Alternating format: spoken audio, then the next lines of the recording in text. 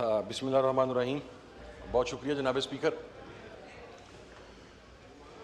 जनाब स्पीकर, सबसे पहले तो मैं हमारे वो तमाम अराकीन जो बहुत एक्टिव थे और उन्होंने कमेटीज़ में एक्टिव रोल प्ले किया, आपने उन्हें अप्रिशिएट किया, तो I appreciate your positive gesture.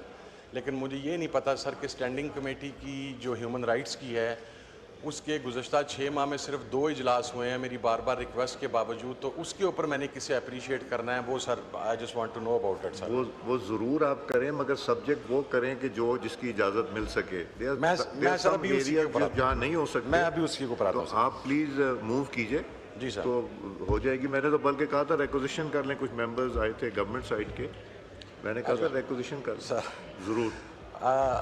Sir human rights की जो पोजीशन है पाकिस्तान के अंदर, वो चाइल्ड अब्यूज़ के हवाले से हो, वुमेन राइट्स के हवाले से हो, वो पॉलिटिकल प्रिजनर्स के साथ गैर इंसानी सलूक के हवाले से हो, या बेतहाशा जितने भी ह्यूमन राइट्स के इश्यूज़ हैं बदतरीन सतह पर है इस वक्त पाकिस्तान के अंदर सर।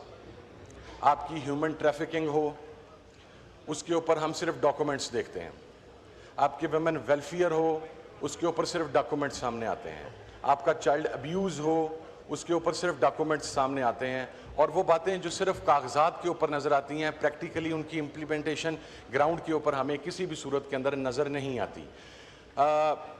आपके बाकी तमाम चीज़ें छोड़ दें सर, इस हाउस के जो ऑनरेबल मेंबर्स हैं, अगर उन मेंबर्स के भी ह्यूमन राइट्स वायलेट हों और इस चीज़ के ऊपर किसी को नोटिस किया जाए तो उसके ऊपर भी परफॉर्मेंस जो है वो ज़ीरो होने के बराबर होती है। Leader of the opposition arrest हो, नेशनल असम्बली का हो, सेनेट का हो, पार्लिमानी लीडर अरेस्ट हो, चीफ व्हिप टॉर्चर हो, और उसके बावजूद अगर रिस्पेक्टिव डिपार्टमेंट के किसी हेड से उसके ऊपर इंक्वायरी रिपोर्ट मंगवाई जाए तो वो इवन मीटिंग के अंदर आना भी बॉदर नहीं करते।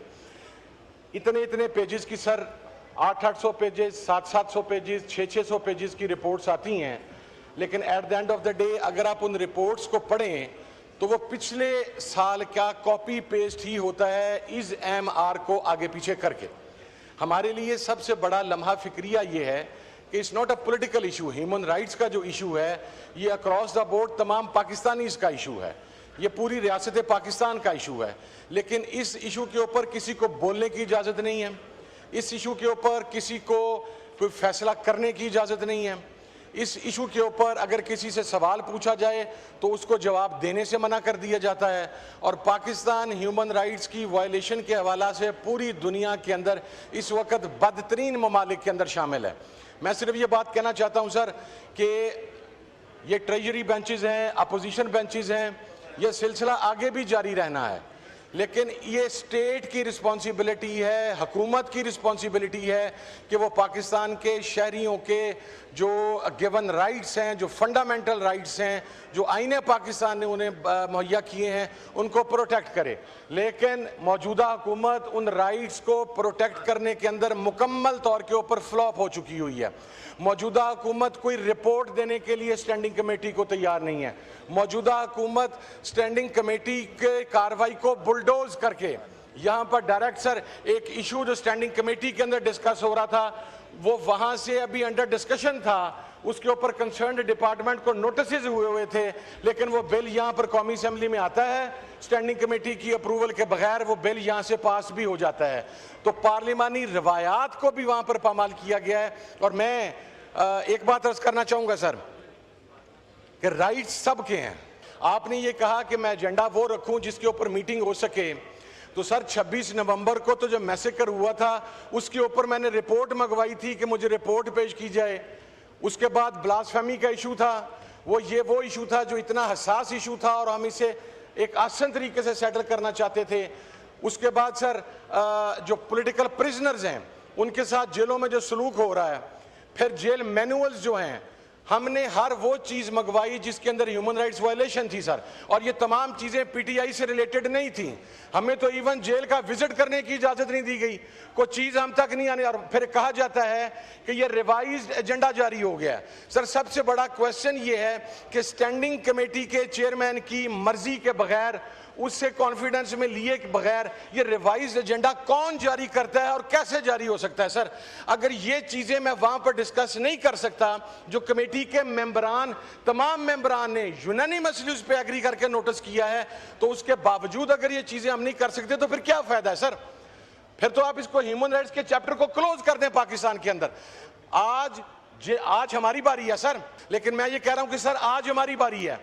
आज इमरान खान जेल के अंदर सफर कर रहा है, आज मखदूम शाह महमूद कुरैशी जेल के अंदर सफर कर रहा है, आज इजाज चौधरी जेल के अंदर सफर कर रहा है, आज डॉक्टर यास्मीन राशिद साहबा जेल के अंदर सफर कर रही हैं, आज हमारे बेतहाशा पॉलिटिकल वर्कर्स जेल के अंदर सफर कर रहे हैं। हम नहीं चाहते कि कल ये बारी किसी और की हो, लेकिन आज भी अगर आप उन चीज़ों को सुनने के लिए तैयार नहीं हैं, उन पर अमल दरामद के लिए तैयार नहीं हैं, तो मेरा ख्याल है कि this is the best example कि पाकिस्तान की डेमोक्रेसी के अंदर कौन सी चीज़ें प्रेसिडेंट सेट किए जा रहे हैं और फिर अगले आने वालों से किसी पॉजिटिव चीज़ की तवक्को रखना ये सरफजूल होगा। और आखिरी चीज़ मैं अर्ज़ कर दूँ